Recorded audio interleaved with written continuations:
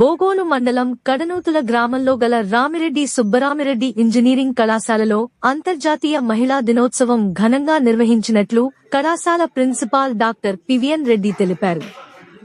వారు ఈ సందర్భంగా మాట్లాడుతూ ఈ కార్యక్రమానికి ముఖ్య అతిథులుగా జేఎన్టీయూఏ ప్రొఫెసర్ విబి చిత్ర, కావలిలో ప్రముఖ లాయర్ అయిన జె. శ్రీదేవి మరియు ప్రముఖ చర్మ వ్యాధి వైద్యులు శ్రీరామ్ మధులిక గార్లు పాల్గొన్నారు అని వారు తెలిపారు. అతిథులు మాట్లాడుతూ మహిళలకు గల ప్రాముఖ్యతను, ఆవశ్యకతను, వారు చేసే సేవలను, వారు ప్రస్తుతం ఉన్నటువంటి పొజిషన్ గురించి వారు ఉదాహరణలతో విద్యార్థులకు వివరించారు. అలాగే మహిళ ప్రస్తుతం ఎదుర్కొంటున్న వంటి సమస్యలను, వాటికి గల పరిష్కారాలను విద్యార్థులకు వివరించారు. ఈ కార్యక్రమంలో ఏవో ఆర్డి రమణారెడ్డి, హెచ్ఎంఎస్హెచ్ఓడి డాక్టర్ లక్ష్మి, మహిళా అధ్యాపకులందరూ ఈ కార్యక్రమంలో పాల్గొన్నారు. అలాగే ఈ కార్యక్రమంలో ఎన్ఎస్ఎస్ వాలంటీర్లు, బీటెక్ విద్యార్థులు తదితరులు పాల్గొని విజయవంతం చేశారు.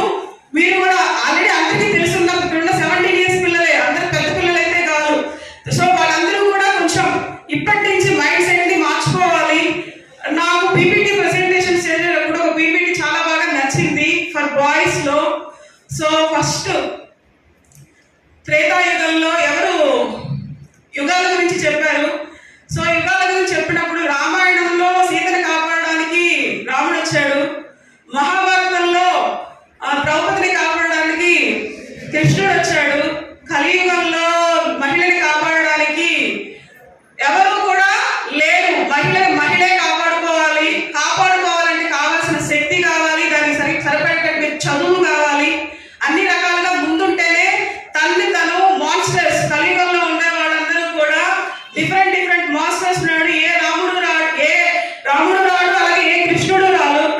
సో కంపల్సరీగా మీరే ఎలా ఉండాలి అంటే స్ట్రాంగ్ గా ఉండాలి, బ్రెయిన్ స్ట్రాంగ్ గా ఉండాలి. ప్రతి ఒక్క చిన్న విషయానికి కూడా మీరు దట్ మీన్స్ ఏమంటారు, త్వరగా దానికి ఫీల్ అయిపోకూడదు. సో అలా ఉండాలని ఫుల్ ఫ్లెడ్జ్డ్ గా కోరుకుంటున్నాను. Now coming to the point of our event, we are organizing this event for the benefit of your sake only. ఈ రోజు ఈవెంట్ ని మేము కండక్ట్ చేస్తున్నాం అంటే ఏదో ఒకట్లే కండక్ట్ చేసేస్తాం, అయిపోయింది, క్లోజ్ చేసేద్దాము, 4 పాటలు, 2 స్పీచ్లు, 3 మీన్స్ ఇలా చేద్దామని అయితే మేము అనుకోలేదు. So only the purpose is for every student ఈ 2 hours 3 hours బెనిఫిట్ అనేది పొందాలి. So you have to utilize the inputs given. స్త్రీకి అంత ప్రాముఖ్యత ఎందుకు ఇచ్చారు అనే విషయం కూడా మనం ఆలోచన చేస్తే ఒక విషయం చెప్తాను. A woman is beautiful creation of a God.